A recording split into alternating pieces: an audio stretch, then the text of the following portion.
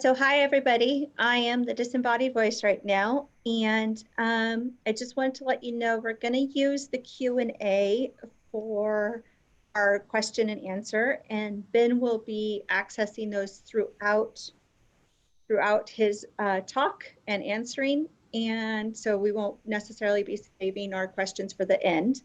And I'll put that information also in the chat just in case somebody needs to see that. And I'm actually going to hand it over to Mita now, and she's going to introduce Ben. Hi, everyone. So welcome to the first IB seminar for fall 2020. We've put together a great list of speakers for you this term. And to get us started, on our term of remote teaching, we thought it'd be useful to have someone talk to us about techniques that can be used in the remote learning format. And to this end, we've invited Dr. Ben Wiggins to share his work on inclusive teaching and active learning in STEM courses. And just briefly about Ben's background, he received a bachelor's in biochemistry with honors from the University of Oregon. He has a master's in molecular and cellular biology from the University of Washington and the Fred Hutch Cancer Research Center. But while completing his master's, Ben realized that his primary interest was actually teaching, so he switched gears a little bit and went on to get a PhD in science education from the University of Washington. And currently, Ben is the manager of program operations in the biology department at UW. In other words, he helps to run the teaching side of things. He also teaches various courses in the department and conducts research related to active learning. If you'd like to talk to Ben one-on-one after his seminar, please contact me before Tuesday, and we can set up a meeting for you to talk to him on Wednesday around between 11:30 and 2:30, anytime. And once again, if you have any questions during the seminar, Ben would love for you to interject those questions during his talk using the Q&A link. And with that, I'll hand it off to Ben. Ben, thanks so much for being here. Awesome. Thank you so much for that really nice introduction. I am so glad to be here right at this moment when teaching is really dominating a lot of the things that we do on a day-to-day basis. And I have a very specific slice of teaching that I want to talk about today. As everybody who's been helping me has said, and just to reiterate it, please do chime in on the Q&A whenever you'd like. I'll stop whenever I can to make sure that we're all moving together. What I want to build this talk around is 3 short presentations on teaching tools that are useful for increasing equity in classrooms, that are useful for online courses specifically, both synchronous and asynchronous, that are STEM-based. We want those tools to be working for biology instead of working against them, and that are structured to build student community, or that social aspect of learning really comes out using these tools. So I should probably introduce myself just a little bit to let you know where I'm coming from for this particular work. So I do a lot of teaching. My classes are very large, some are very small when I'm doing education work. And then I do research as well. And what this talk is really going to be is a combination of both my research side, or so I use mixed methods, both quantitative and qualitative, to try to really get under the hood of what's making education work or not for students, and which students and why, but also the experiential side of working with a huge number of undergraduates and exams and graduate students. And that has really helped me fill out the kinds of research that I want to do that hopefully really applies to students. If you're here for cute baby pictures, I have those too. And I want to make the point that going into, this is all background that you would see on a resume. But since we are going to be talking about issues of inclusion and diversity and equity, I think it's really important to note right from the beginning that I come from privilege at almost every aspect that you could imagine demographically. I've been incredibly fortunate to have those experiences. So I have to really think and learn and listen from people who have the kinds of minoritized experiences that I did not have, and that they can inform my work, and they really have in many ways. So with that, here are the big questions that guide the research that I like to talk about. So first, why should we use different teaching methods when we're online? Now, there's a wide range of active learning that's very effective online. Some even works better online than it does in person. And we can take advantage of some of those capabilities. And then right now, as you well know more than anybody, this current crisis is an opportunity to change teaching that might not have changed as we incrementally go through the years, but now there's a moment to really re-inspect the kinds of things that we're doing and make sure that they're forwarding our goals. It also brings people to the table with a little bit more urgency, seeing the changes that we need to make. Why should we talk about equity within STEM courses? The first is that if equity is not throughout an entire program, then it isn't real. And I know that we used to take leadership and we'd say, go take a leadership class. And then over the decades, we've realized that leadership is really inherent and implicit in lots of other things that you do. It's similar with equity in that if you don't practice what you're preaching across lots of different environments, then equity can get kind of shunted into a corner. And you can have the equity day, but it doesn't really expand out into the other things that you're doing. And in STEM courses especially, STEM graduates often go on to careers of a lot of power. And those careers do not typically have tons of training or tons of experience or practice in how to use that power really well. If we model equity in STEM courses, that's our opportunity to get to students who might not get it again before they are advising graduate students or teaching their own or making big kinds of policy decisions. This equity needs to start when they're in undergraduate at the latest. And then why should we try to build student society? Well, from the student side, one thing that you get from collaboration is you just get better content learning. Students will learn more in your class if they are working with other people. Individual learning is often the hardest way to learn. And that we also see benefits for how science is done, the progress of science, not just the content of science, from collaboration and some of the modeling that you want to do. If you really want a lab group where everybody works together and the ideas bubble out from all kinds of sources, well, you can model that in classes. So we have good reasons to try to build student society. When I say a lot of words, I will generally try to pause a little bit, try to demonstrate some wait time and not just talk about it. So let me just take 10 seconds, see if there are any kind of alignment questions here before I go on.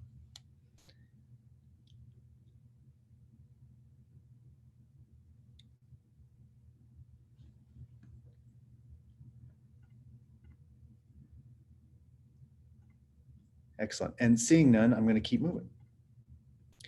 So these are the questions that really guide my work. And I'm thinking about the seminar as bringing together a number of different fields. So there is a huge literature in inclusive teaching and inclusive learning. And we're going to pair that with a somewhat smaller literature in STEM-focused teaching tactics. And this Venn diagram gets a little bit smaller when we think about the kinds of online methods that have really been studied well. And then to pare down to our sector, we're also going to combine it with things that build student community. So it's in this smaller space where there are 3 items that I want to talk about today. And those are using jigsaw teaching to make classrooms more inclusive, to build equitable teaching by focusing on micro skills of teaching for those people who are learning the craft. And lastly, to take our assessments and try to democratize those assessments, to increase access for students, not just to the words that are on the page, but to the process and to the feeling bought in to their own assessments. That's where we're going in the next 45 minutes. So if you're okay with it, I'm going to jump right into number 1.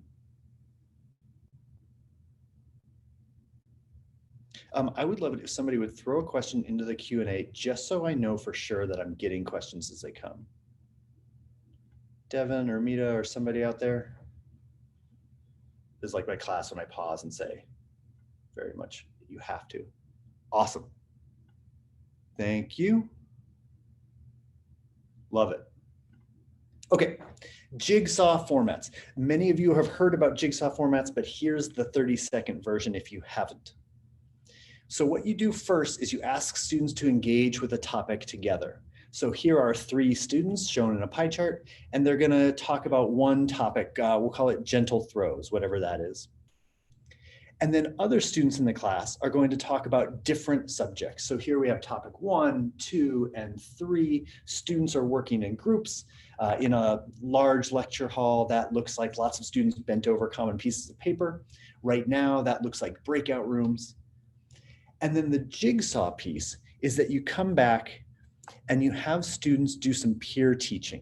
So here, one student from each group will join into a new mixed group, and they will talk each other through the work. They'll ask questions, they'll advise on those questions. And so we're really leveraging students to do peer teaching in ways that before they were more just consuming, even if they were doing it as a group. So that's a jigsaw. There's a number of different ways you can use it. You can have 10 subjects, you can have 2 subjects. There are lots of other active ways to teach. This is just one. And you could imagine having students in similar groups and then joining in a larger classroom with students to work even more deeply on their own subject. And that would be some other active method. And I have acronyms for these things, but they're not important right now. But because we have these 2 different methods and only one has this peer teaching moment, it gives us an opportunity to do a direct comparison. So we've run experiments where we controlled for the same instructor, both having active classrooms, the exact same topic on the exact same day of the class. We can do a pre-post test for all students to see what they're learning. We can ask about their experience. And that with really large numbers, like 300 or 400 per classroom, we can control for some of the demographics that might be associated with some axes of diversity. This looks like 400 students file into a room, they do a jigsaw, they have 8 minutes to get out of the room, the next 400 file in, they do a different active learning method, and then we compare some of those outcomes. So what's going to happen when we do this? Why do a jigsaw?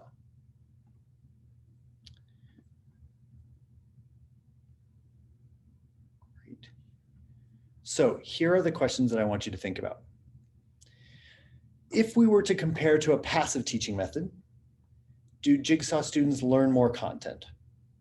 And then really getting into this experiment, compared to some other active learning method, do students in a jigsaw learn more content? Do they enjoy the experience more? And how do they feel about their group work being dominated by a single member of the group? I'll give you 20 seconds to think by yourself. I will actually be quiet for that long. Come up with your own answers, and then I'm going to go through what we saw in the data. You can start now.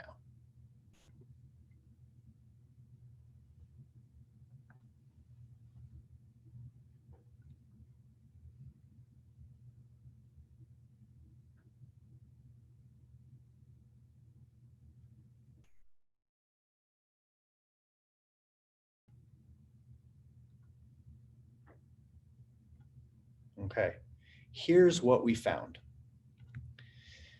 Compared to passive teaching, do students learn more in an active jigsaw? Yes, but it's almost impossible to do the experiment. You can get students to more effectively teach each other more content than any single professor can just talk through in a lecture format. That is a nice side benefit, but not what we were focusing on most specifically. How about the jigsaw versus some other active learning method? Do students learn more content? And the answer is it's the same. So whether students are focusing on 3 topics in a more traditional active learning method, or they're doing some peer teaching, they learn the same amount. And we do this in pre-post testing with challenging questions right before the class and the 24 hours afterwards. So we're pretty confident that we are engaging student teachers to work with each other in effective ways. Same here is actually really good. Do students in jigsaws enjoy the experience more? It's about the same. As much as teaching other people can be enjoyable, it can also be a little bit stressful, and we see that those kinds of differences average out.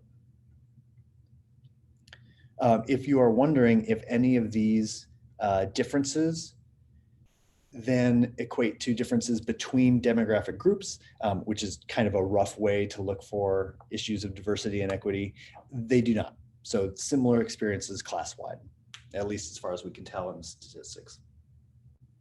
What about their group work being dominated? And here's the answer that we were most interested in. Students in Jigsaws report 67% less domination of their group work. Now, domination of group work is a big issue with our really large classes. We have students who are very motivated by grades, students who are completely motivated by other things and come into class really willing to step back. And you can imagine those play out on racial and other demographic lines. We see a lot less domination in a Jigsaw classroom. The question for you, well, I guess the chat would probably be the best place. If I gave you 10 seconds to type this out, why do you think in a Jigsaw we are seeing less domination? I will give you those 10 seconds. Go for it. Tell me what you know.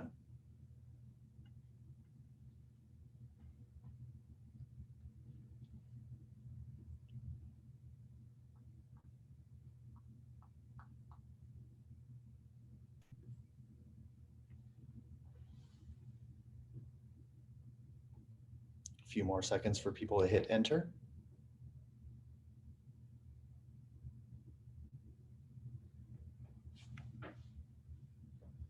Good. There's nothing new in teaching under the sun.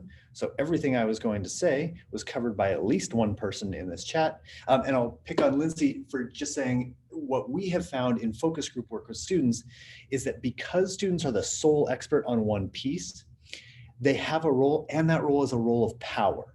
You can give students roles where they don't have a lot of influence, like you could be the note taker and you could be the person that reminds everybody of the instructions, and those are helpful. But in a Jigsaw, each person has a role of power, and that allows them to kind of rise above some of the dominating habits that happen in large classrooms. Awesome, thank you for those. I will go on by saying that Jigsaws give special advantages in online formats. And I will just rhetorically answer my own question and say that two of those advantages, one is that you can really structure the work. So if you're in a Zoom classroom and you learned that you were going to be in a Zoom classroom 3 weeks ago, and now you're doing it live for people who are paying tuition, and you put them into breakout rooms, you can put them in breakout rooms that you don't have to be there for them to have a sense of what they're supposed to do. People who've been doing this for a long time say that breakout rooms often waffle. They don't generally waffle after the work. The waffling is usually before the work as students try to figure out what their specific role is. And this allows you and allows your students to get past that barrier. Another advantage is if you are teaching asynchronously. In other words, if you are teaching by posting videos and letting students learn for them, which is really great for a number of reasons, but not probably the primary mode that universities see themselves in. If you are teaching asynchronously, then Jigsaws allow you to students can schedule work and know what they're supposed to do. So you can give them a video, and one student could have one video, another student could have a second, and then a third, and then they could bring those together. Again, the structure helping them to rise above some of the confusion or the stereotype threat that you might find in group work. I do not have time to read all the great comments. I appreciate everybody jumping in on that. I'm actually going to jump over, after thanking Ellie Theobald for leading this work, I'm going to jump over to piece number 2. Oh yeah, right on schedule. Okay, so one of the things that I do, and is probably the single most enjoyable part of my professional life, is that I get to work with lots of developing teachers on how they are going to practice their craft. Now, as they do this, there's lots of different ways that you can come at teaching. It's complicated human performance. And we have found that focusing on teaching micro skills has been really useful. What's a micro skill? Here are some examples. And all of these examples are the kind of teaching that you may, if you haven't thought about this before, ascribe to somebody who's a natural teacher. Oh, they're great at getting the class to listen to them. Or they're really good at probing in to find out what a student knows. Or they're, when a student talks and they revoice that, they're able to say it really well. These are all micro skills of teaching that can be taught and can be practiced and can be mastered by people who aren't expert teachers right now. Why not focus on the bigger teaching methods? Well, we have two audiences for our teaching methods. For people who are already convinced that teaching is an important thing to do. Bigger aspects like constructivist teaching or backward design or learning goals, those are often already covered at some point in their own education in teaching. So we can focus on something new. And especially for professors, the changes suggested for those big picture topics are often just too big to fit into real lives. What we're looking for is something that if we work on it, maybe they can start making positive change without needing a month of free time or going on another sabbatical for every idea. That's for people who are already convinced that this is a good idea. For the people who are dubious of teaching as a real profession, positive feedback loops like practicing a micro skill, getting better at a micro skill, using that with real students, and then getting positive feedback from those students. Once I get you through one of those loops, I've got you. And even people who are hardened, anti-teaching, old school, this is the way to do it and there is no other way, there's something in their teaching that you can productively teach a micro skill and help them bring that out. And then you can bring them into the team. Convincing people by helping them find things that already work for them can be really powerful. So what are some equity-based micro skills that work well online? Here are 4 of them, and I'm going to very briefly describe them, but they're the kind of equity micro skills that we've been teaching to graduate trainees.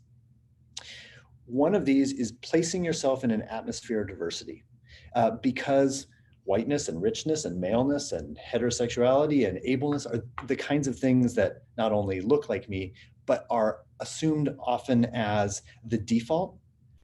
When we get instructors to walk into a classroom and say, this is who I am, even if they're saying all of those things, they can help put these issues on the table for their students who don't see themselves represented. You may have noticed this is what I did about 15 minutes ago, and it only took me probably 15 seconds to tell you that I know that issues of whiteness are real, and that I know that issues of maleness are real. For an undergraduate student who's 19 and walking into a challenging class and seeing this huge audience in front of him and this person down in the front that doesn't look like them, that can be a really big deal. I get really excited about micro skills, so I could talk about these forever. Let me do the next 3 fairly quickly. Practicing difficult conversations. If you have taught a class, you have had a difficult conversation with a student, often over a grade or an exam. And those conversations can be scripted and practiced and watched on video. And you can do this with cohorts of people that are trying to master them. Throws are how you give attention to somebody else. So if I really want Amita to talk in this seminar right now, I could say, oh, and actually I want to get a different viewpoint on this subject. And Mita, what do you think? And that's a pretty harsh throw to just let her know that she's on the spot immediately. Or after some practice, I could do it a little bit more like, Mita, I really want to get your opinion on this. We've been talking about these micro skills, and I think that you would have a really good place to come in here. So can you take it away there? And then I've given her time to really place herself and decide what she's going to say. And those can be really valuable, especially for students. They also work in faculty meetings. Lastly, structured wait time is not just wait time where you're even visibly counting to 10 seconds to let students do a lot of the translation work that happens before they answer, but structuring that wait time to tell students who's going to be next, why they're going to be next, what you want them to do, can be an effective way to give their time a little bit more clarity, especially in an online environment where they're just trying to see you through a computer. You can be more clear about what you want students to do when they unmute themselves. Those are just some ideas about different kinds of micro skills. What we found in micro skills is that micro skills are easier to practice and receive feedback on. Our graduate trainees are saying this, and not just like in the hallway, but we have a qualitative research arm. They're saying that it's not just that the micro skill is important, it's that I can try to do a gentle throw 8 times in an hour. And then I can watch myself get better at it, or I can watch myself struggle in the middle and try new things. Whereas writing an equitable syllabus, you get to try once a year or once a quarter.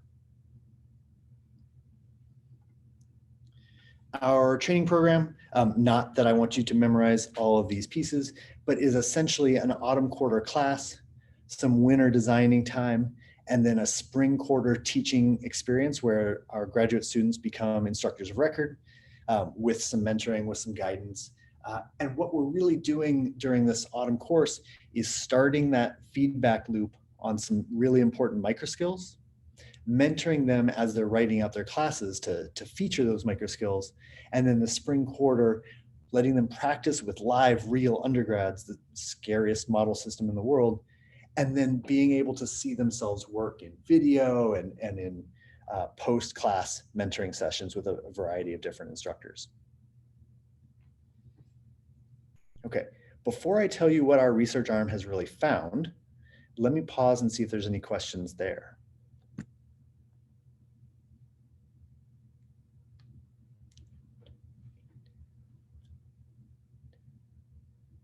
Okay, seeing none, I'm going to say that the findings from our qualitative research are two important things, and I think these are important for anyone who is trying to teach great teaching to somebody who is learning from them.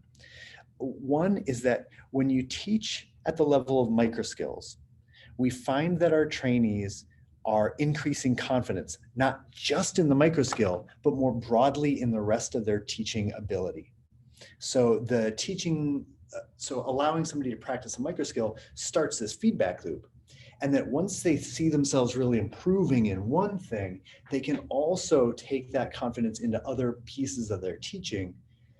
Confident teaching is extremely important, especially if you're trying to do modern teaching where you have lots of voices in the room, you're trying to lead people to constructivist teaching, you're dealing with people from a wide range of humanity. And so we think that increased confidence is real and very important.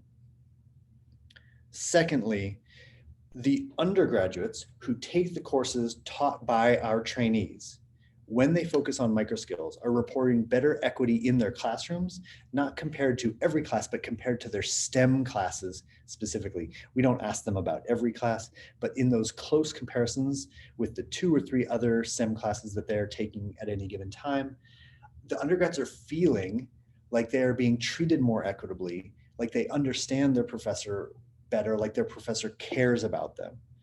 And something is going on here where if it's going all the way from what I care about to trainees, to their courses, to the actual undergrads, that means that we're actually making a difference.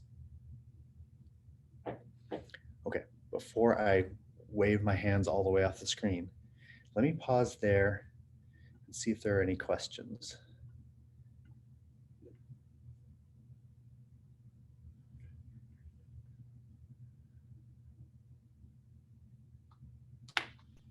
Oh, and Christopher Marshall asked a good question, which I will definitely get to at the end, but I have not yet. Okay. I'm going to keep plowing forward, although I hope somebody will stop me if I get too excited. And these are some of the people that I am lucky enough to work with on this research program. We're kind of spread out among Seattle and Texas right now, but a really great set of collaborators. Okay, on to part 3. As you probably understand, if you have ever been in a science, technology, education, or engineering or math classroom, surprise exams, traditional exams, have some serious problems. Complex cognitive work is extremely hard to do, especially at the first look that you get at a challenge. So surprise exams stress skills like responding really rapidly. You generally have a certain amount of time, you're in a room where you have to hand it in by the end of the time, or there's a time window for your online exams. And great science, what we're trying to train our students to do, we all know that we want them to have the skills of really deeper and more important thought. So there's a disconnect between the kinds of exams we want and the kinds of science we want students to do. Surprise exams generally stress being able to express yourself in a straightforward and and simple way. But the great scientists we work with have lots of nuance and instinct to their thinking. And then they can try to make that as straightforward as possible. And lastly, surprise exams generally stress individualism. But modern science is incredibly collaborative. And these divides do not, they don't just heal after, they don't just heal after classes. There is no future class that students take that tells them, oh, it's okay, the things that you've done for the last 4 years are actually not normal, and now we want you to think in this new way. Your class helps inform whether or not they think about great science or whether they think about passing exams. That's one piece of it, but that's not the only reason why exams have problems. Language learning can mask content learning. So if I have a student that gets a question wrong, I'm not totally sure if they got that question wrong because they don't know the content or because they didn't read it in the way that I intended to write it. There's a lot of difference between my intent and what actually comes out on the paper. But who can edit your exam better than you? That's a real question. We'll get there. Cold and opaque assessments, the kind that just get printed out and handed to students at the actual classroom or at the actual moment when they need to start taking it, that leads to student disenfranchisement, which is not just a long word. It means that students who are not only paying tuition, but throwing their lives into a university don't feel a part of the process of that science. We can do better than that. Collaboration is the kind of thing that students have been told in every science class they've ever taken. Their middle school science teachers are definitely telling them you should study together. Their high school science teachers are definitely telling them they should study together. And all along the line, they might be given exams and given assessments that tell them, well, okay, work together, but not on this exam. On this exam, we need to memorize, but someday in the future. If we had exams that could really incentivize collaboration, that would get us closer to that great science. And I think it is not going to probably be challenged too much that traditional exams are a problematic point in a system that has a long history of doing this work for diverse groups of students fairly poorly. It used to be described as a leaky pipeline, although that implies that the leaks are accidental and not systematic. Our exams are a place to fix this. And so the question for you is, if you are teaching a class or supporting a class or TAing in a class or taking a class, and you could only focus on one of these problems, on which of these problems would you personally focus? I'm going to wait until I see 10 responses in the chat, and then I'll keep moving forward. Feel free to do it whenever. Love to see what you're thinking about.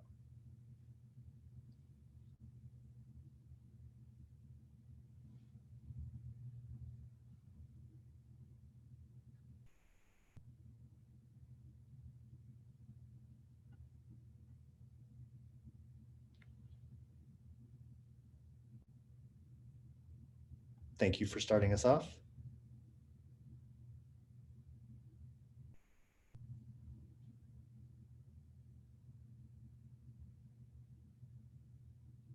Yeah, a couple of collaboration thoughts have come up. Trying to get to deeper thought, trying to make the language better. I was told that the Oregon State IB group was very interactive, and you are not disappointing. I will definitely be looking through this chat at the end. I want to show you two possibilities that are now in the literature and now being researched even more for how you could go about helping with these particular problems. So those problems are down the left of this chart. And the two solutions that I want to talk to you about are something called TQTs, or test question templates, and something called the public exam system. So I will talk through those two things now, and then we'll come back to this chart. Okay, test question templates. I am very lucky to work with Greg Crowther and Kiki Jenkins. And test question templates are a way of making thinking explicit. Here is a test question template. This looks like a lot of writing, and unless you are really endocrine inspired, you don't need to read it all. I'll show you the highlights here. It's an organization of information around a test question. First, why are we asking this? What are we hoping to get out of students to show that they're learning? Then how could we ask about this concept in a multiple choice form? There are always going to be exams that have to be multiple choice. There's no way around the speed and the ease of grading. But also, how can we ask this in an open-ended form? One of the questions that's implicit here is for the instructor, how do you build a new exam question as efficiently as possible? Because if I walked in here and I said, I have the best way to write an exam question ever, it's only going to take you 3 hours per exam question, everybody who's teaching a class would walk out immediately. So the TQTs are a way of organizing information to make it easier to generate those exam questions. And then at the end, how does this mesh with national learning goals? Many of our classes are really based in those national learning goals, and this makes it explicit for students, not in some other document, but right where they're working. Now, this is a lot of organization, and the point of doing this, the overall goal is to make your instructor thinking explicit. You wrote the exam for a reason. What TQTs do is they lay those reasons out for students so that they can go through the exact same process and they can self-design their own exam-like challenges. This is significantly different than giving them lots of practice problems. And if you are giving your students lots of practice problems, thank you, that is wonderful. TQTs go a little bit beyond this to ask, for a lot of this conceptual information, couldn't students generate these questions as well? That takes the limits off the number of practice questions that they can generate. And it also puts them in the driver's seat of being the generator of their own information or being the generator of their own challenges. That's a base level empowerment. That's a deep sense that students can do the work that instructors do, but they are apprentices and we're bringing them along instead of we are the faculty and you can memorize these facts. So if you are interested in TQTs, Crowther 2020, I have links at the end of this talk, and everybody involved in that paper loves talking about this stuff. I'm going to check the Q&A. I don't see which order the Q&A goes, but I think I'm reading correctly that I don't have any new questions here. Okay, so I will go over to a public exam system. So the other method we have for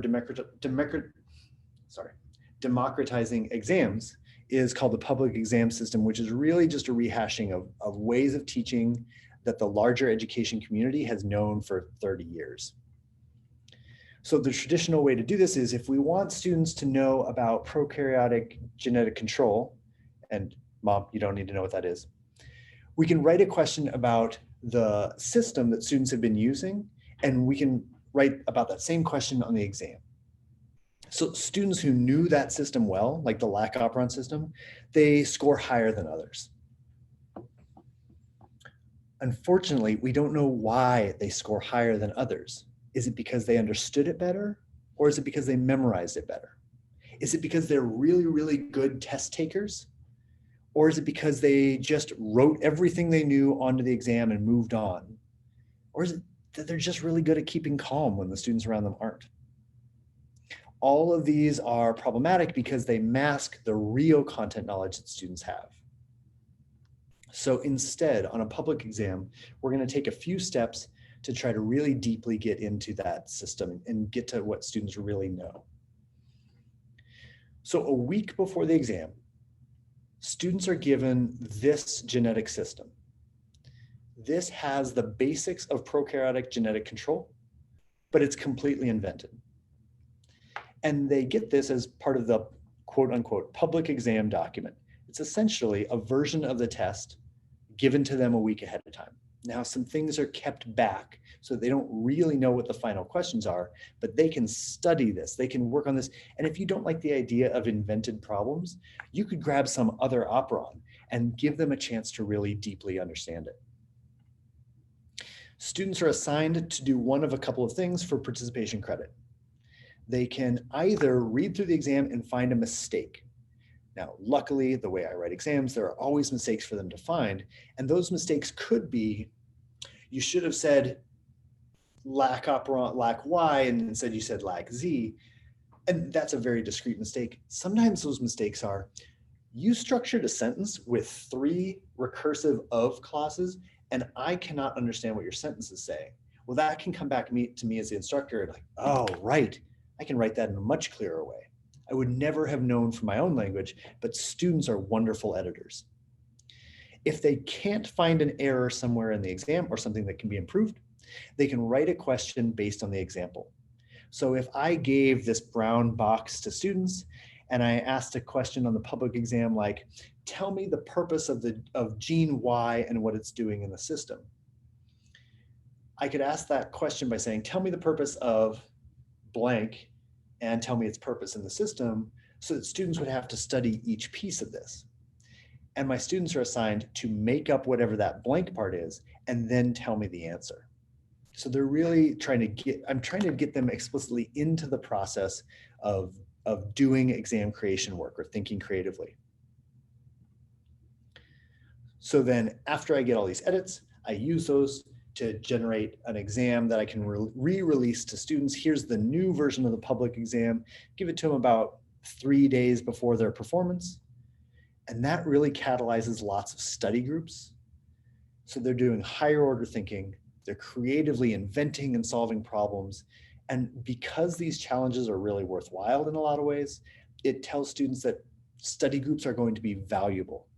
You don't need a study group to memorize facts, but to do high-level interpretive work or high-level synthesis works, group study can be really effective.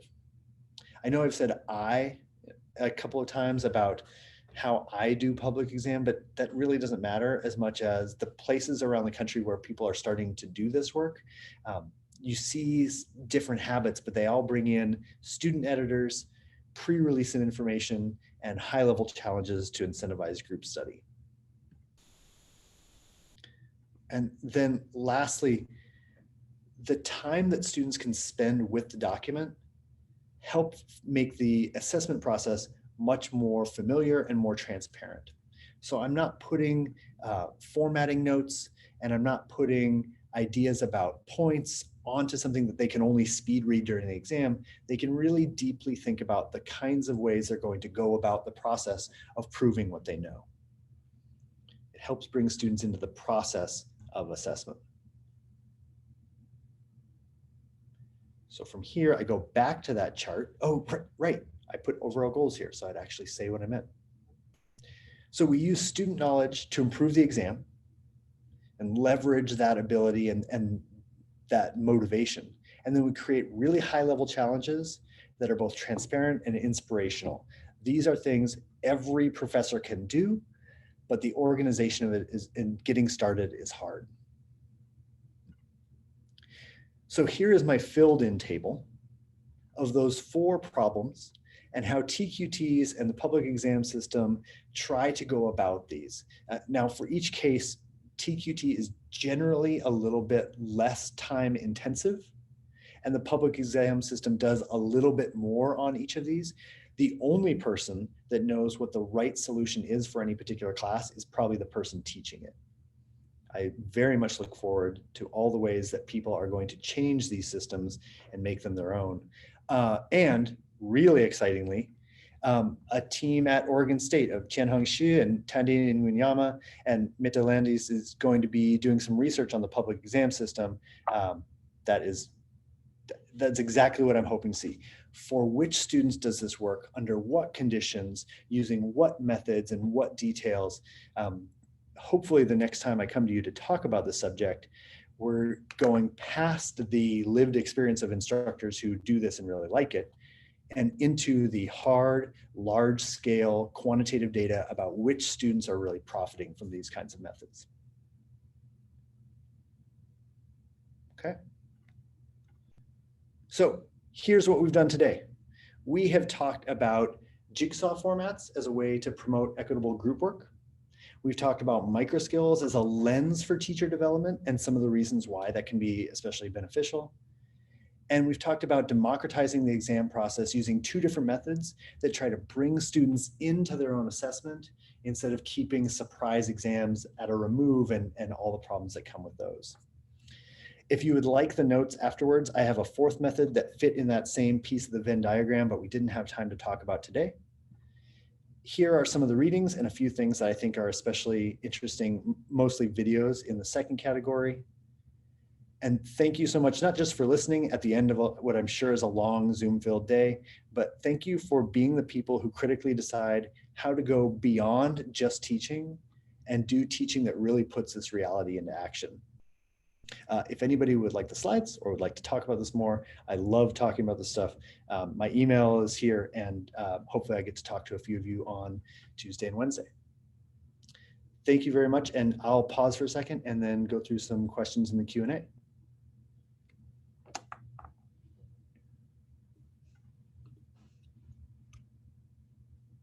I'm going to stop sharing to do that. So thank you very much, Ben. If anyone has any questions, as Ben mentioned, please put up your questions in the Q&A or the chat. Awesome. Is it okay, Mita, if I just jump in? Yes. Okay. Awesome. Let's see. Very early on, Anne asked, she was talking about the idea that equity is throughout or it isn't real. As mentors, how do we make sure that equity permeates our research, teaching, and mentoring outside of our diversity statements? Oh, or just for time cards aside for service? And this is a great question. I think it is only tangentially addressed to me because as a person who comes from a lot of privilege, I don't have that lived experience of knowing how it has not worked. The system works great for people like me. The only comment that I want to make here is that I think a lot of us are adding statements, and statements are great and better than not putting things on the table. But if statements are starting to become a bit performative, like, oh, somebody else has great syllabus language around diversity, I'll take that and put it in mine. And I would urge you, wherever possible, if you are really trying to think deeply about diversity and equity, is put those statements in your own words. Because if you say something in your diversity statement about how you want to go about it, and then the student hears you say it in class, and then the student sees it played out in your interactions with other students or sees it on your exam, that consistency can really prove to students that you care, maybe even in an environment where all of their classes are saying we really care about you, but aren't following through. And I think that's kind of the next level where you can go. Sarah asked, tell me more about Jigsaw. Oh, there's so much more about Jigsaw. Jigsaw at its heart can be a very simple method to use. If you want lots and lots of bells and whistles, it's jigsaw.org. There's an institute devoted to the use of jigsaws in teaching science. I will try to find that link and post it. Lindsay asked, how do you deal with breakout rooms for jigsaws in a large class? I love large class jigsaws with the breakout rooms. And I feel like it actually works better than the carts of paper that we have to hand out in certain orders. So there are some ways to organize students. One is that you can send out emails to groups of students. So you can pre-write email 1, 2, 3, and 4 with topic 1, 2, 3, and 4, and then just give large lists. And then you can pre-arrange breakout rooms. That's the high effort way to go about it. Another way you can do it is you can say, I'm going to put you into breakout rooms of 6 people. In your 6 people, the people who have the first 2 birthdays are going to do topic 1, second 2 birthdays, topic 2, third birthdays are going to be topic 3, and then go into a second breakout room. If you tried to go from 6 to 6, odds are you're going to miss one of the topics because you can't prescribe these things. Random is so much easier to use. But if you then put them into a group of 10, you're going to get some mixing. With 300 people, they're unlikely to get somebody from their old group, and they're almost guaranteed to get somebody from each of the 3 new groups. And then you can empower them to say, if you don't have somebody from each of group 1, 2, and 3, you can send a message back to the main room, and then you can reassign somebody. If you are interested, oh, thank you, Adam, for posting jigsaw.org. If you are interested in more ideas about how to do this for large classes, please talk to me afterwards. That kind of logistics is stuff that I get weirdly excited about. Going through these fairly quickly, I hope that's okay. Let's see. Sarah asks, and seconding Lindsay's question, how do you roll this out in a class with hundreds of students? Let's see. What's the best way to start this? Because I actually think it works better with large classes. When you're editing, you get a lot more edits. So in a class of 800, I probably get 200 edits coming back on the participation assignment. And of those, let's say I had 12 questions on the exam, that means that I have 10 to 20 similar edits on each one. If one student says this thing should be A, another student says this thing should be B, well, I'm probably getting right in the middle pretty good. But when I have 8 students say, you got this word wrong, that's really good editing that says, go to this thing and fix that word. So I like it from the editing aspect of being much larger. In terms of trying to get students to really do that deep thought, again, if they have more options of who to work with, I think the group work can be more constructive. So when we're sending them out to several hundred students to find people to do group work for, and to really tell them, be critical. If your last group work wasn't effective, leave that behind and find a new group for the next exam. Those kinds of things can, I think they work better in large classes. Sarah, chime in on the chat, or Lindsay, chime in on the chat if that did not answer your questions. Because if it doesn't work for a large class and it doesn't work for a online class, then it's not real. Oh, one just came in. How do you see a public exam working in a practical lab? For example, anatomy. Excellent. So this spring I'm teaching 400 non-majors in anatomy. And I see the public exam as, if it's not the deepest possible work, we're trying to get a level above memorization. So one way that you can do a public exam is you can say, I want to think about this system, and I want to think about it using this concept. So digestive system, nervous system, renal system, and I want to think about it using the concepts of flux, or I want to see it using structure and function. And now you've got a 3x2 matrix. And what you can say on the exam is, I want you to write 2 or 3 cogent sentences about whichever 2 of these boxes that we pick. So now we're sending students out to their groups to really talk through what their answers would be for all 6 of them, but then they can come in and perform on just 1 or 2. That kind of group work is really important for them to bring together the right answers, but then they can show you what they've done in a larger setting. Your question gets at the idea of anatomy, and a lot of it, anatomy is really learning those structures. So one thing that you can do is you can give diagrams, and like here's a big diagram of lots of different anatomical pieces of whatever model system you're working in. You can mislabel some parts. Another thing is you can throw darts at the system, and you can say, on the exam, we are going to say that you open up a cadaver for this species, and one of this list is going to be gone. It physically does not exist there. How do you think that will affect the function of this organism? Now, you don't have to write 50 different questions for your 50 different pieces of anatomy, but you have essentially asked 50 different questions of students, and now they can go into their groups and really think critically about, like, what if that muscle fiber was gone? What if it didn't have that nerve? How would that affect the biomechanics of this leg or this arm? There are a number of different examples in the link about the public exam that I posted at the end of the slide. And that article at the very end just has like 8 different ways that you can write public exam questions. Cheyenne asked the most important question probably. How much time would you say it takes to employ the public test method? This is just in my hands, and I have been doing this for a really long time.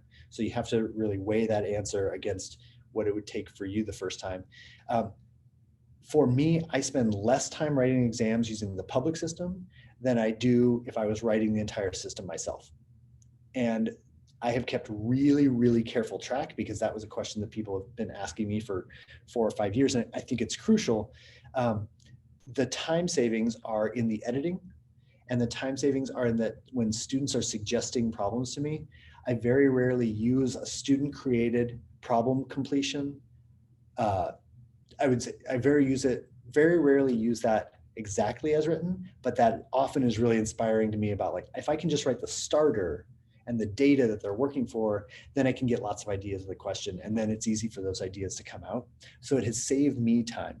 If you are interested in something like the public exam system, but you don't want to go whole hog on the entire set of ways that we work with it, I would say just one time on one exam, give your students a piece of the exam or some data or some formatting or some chart that they're going to read, give it to them several days ahead of time and see how it works in your hands. My guess is every instructor I've worked with that has done that has only gone farther into the public exam system. Nobody has stopped using it. And nobody has gone to less. So it may get you on one of those feedback loops of like, wow, I gave them a little bit of this, and then the responses are much deeper and much higher quality and more fun for me to grade. So next time, maybe I'll give them 2 pieces. Maybe it's a whole page on some invented system. That will start you doing what I actually did in the beginning, which is ramping up the use of some of these public exam strategies. And thank you for these questions. These are really deep.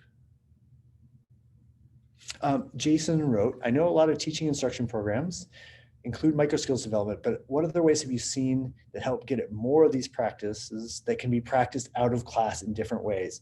Awesome. We are so lucky to live in a time of video.